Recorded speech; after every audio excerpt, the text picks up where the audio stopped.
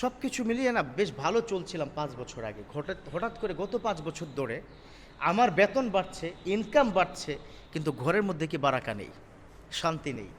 আগের মতো করে মানে আগে যখন 5 বছর আগে ইনকাম করতাম তখন ওই ইলিশ মাছ যেটা দিয়ে কিনতাম সাইজ আর কি বড় হয় না, পারলে ছোট হয়েছে। এর কারণটা কি? ঘরে বারাকা নেই কেন? অশান্তি কেন? ঘরে বিভিন্ন ধরনের অশান্তি লেগেই আছে। কেন লেগে আছে? Yes, right now I will talk about this matter. It's the most important part, কারণ এটা মানুষের জীবনের সবচেয়ে বড় বিষয়। বাংলাদেশে 1000 কোটি টাকার মালিক আপনি, টাকা নাড়েন ঠিকই, তো নিজে সকালবেলা 2টো পাতলা রুটি, ডক্টর বলেছে 1 বাটি সবজি, লাভ কি ভাই? কি লাভ হচ্ছে?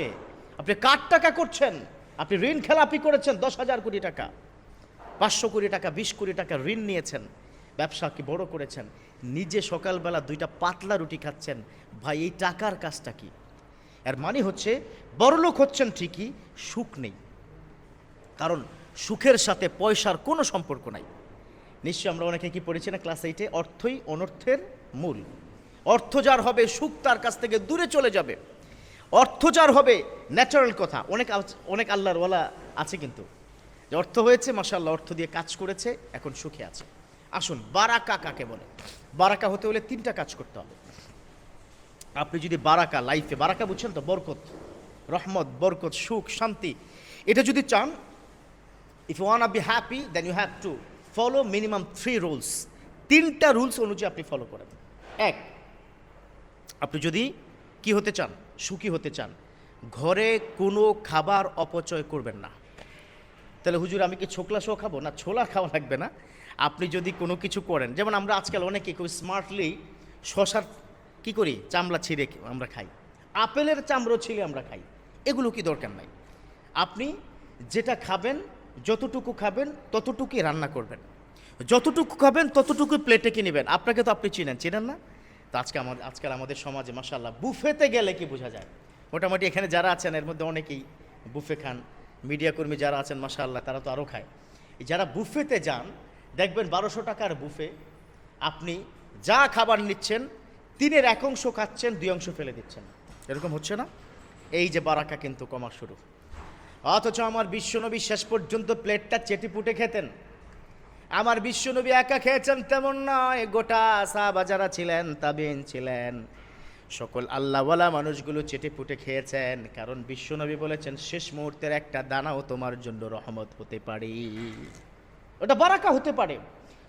তুমি আজকে ভাত খেয়েছো ধরো 10,000 পিস, কিন্তু শেষের 10,001টা এটা কিন্তু তুমি প্লেটে আর এটা কি খাবো, কিন্তু তোমার 10,000 পিসের মধ্যে বারাকা ছিল না, বাট একটা দানার মধ্যে আল্লাহ বারাকার কারণে পুরো 10,000 খাবার আল্লাহ কবুল করে নিয়েছে। সুবহানাল্লাহ। এই জন্য বারাকা কখন হয়, কোথায় হয়? আর যদি কোনো কারণে আপনি কোনো পার্টিতে গিয়ে হাড্ডিটা চোষা মারছেন করে একটা শব্দ হয়েছে, পাশে মোটামুটি 4-5 জন তাকে বলতে যে খ্যাত আসছে, খ্যাত, এরকম আছে না নাই? অথচ সে তো জানে না তোমার যে ঘরে সুখ নাই মিয়া। ঘরে যাওয়ার সাথে সাথে মারামারি, বউ মানে স্বামীর চুল, স্বামী তার বউর চুল ধরে মায়ের, গত 6 মাসে একসাথে বিছানায় শোয় না, এগুলো কি সুখ বলে? গুলশানের ক্লাবে তুমি আড্ডা মারো আরেক পুরুষের সাথে, এটা সুখ? Not at all. হ্যাপিনেস এটা কখনো জাস্টিফাই টাকা দিয়ে হবে না। তো এই জন্য 1 নম্বর কি বললাম, ঘরে খাবার অপচয় করা যাবে না। নাম্বার 2 নম্বর হচ্ছে যখনই খাবার খাবেন অথবা যে কোনো কাজ করবেন, শুরুতে বিসমিল্লাহ, শেষে আলহামদুলিল্লাহ বলা যাবে না? উজু করতে গেছেন বিসমিল্লাহ, শেষে উজু করা শেষ আলহামদুলিল্লাহ। খাবার খেতে গেছেন বিসমিল্লাহ, খাবার শেষ আলহামদুলিল্লাহ। ঘর থেকে কি বের হয়েছেন বিসমিল্লাহ তাওয়াক্কালতু আলাল্লাহ, বাচ্চাটাকে ড্রেস পরাবেন বিসমিল্লাহ। এই যে আল্লাহর প্রতি তাওয়াক্কুল করবে তাদের সুখের আর অভাব হবে না। এটা কে বলেছে? আমার রব্বুল আলামিন বলেন ওয়ামান ইয়াতাওয়াক্কাল আলাল্লাহ ফাহুয়া হাসবু, যারা আমার প্রতি, আল্লাহর প্রতি তাওয়াক্কুল করে দেয় আল্লাহ তাদের জন্য যথেষ্ট হয়ে যায়। আল্লাহ যথেষ্ট। তোমার সুখ দরকার, ওই আমি আছি না, আল্লাহ আছি না, কিন্তু তাওয়াক্কুল করতে হবে কার উপর? আল্লাহর উপর। 3 নম্বর যে কাজটি হবে,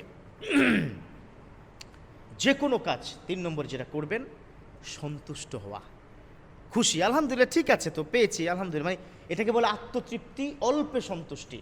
যেই ঘরে স্ত্রী অল্পে সন্তুষ্ট হয় না, ওই ঘরের স্বামীটাই কিন্তু সুদ ঘুষের সাথে জড়িত হয়, অন্যের প্রতি জুলুম করে। শাড়ি দিয়েছে আরেকজন, কি 10,000 টাকার দামের শাড়ি, আর তুমি আমার জন্য মাত্র 6,000 টাকা বা 5,000 টাকা বা 2,000 টাকা দামের শাড়ি নিয়ে এসছো, ফকিন্নিগিরি আর কি কত করবা, এই শাড়ি আমি লাগবে না, যাও এবার ঈদে আমার শাড়ির দরকার নেই, রিটার্ন করো। তখন কিন্তু এই পুরুষ আন্ডার প্রেশারে পড়ে অপরাধ অন্যায় বিভিন্নভাবে হারাম ইনকামের সাথে জড়িয়ে পড়ে যায়। এই জন্য স্ত্রীদেরকে বলবো, প্লিজ, হ্যাপিনেস কিন্তু টাকায় হয় না, সম্পদে হয় না, হ্যাপিনেস আল্লাহর পক্ষ থেকে হয়। আসুন আল্লাহর প্রতি তাওয়াক্কুল করে অল্পতে সন্তুষ্ট থাকি, আল্লাহ আমাদের সুখে সুখময় কি ঘরে দেবে পুরো ঘরটা। আল্লাহ তৌফিক দান করুক, আমিন।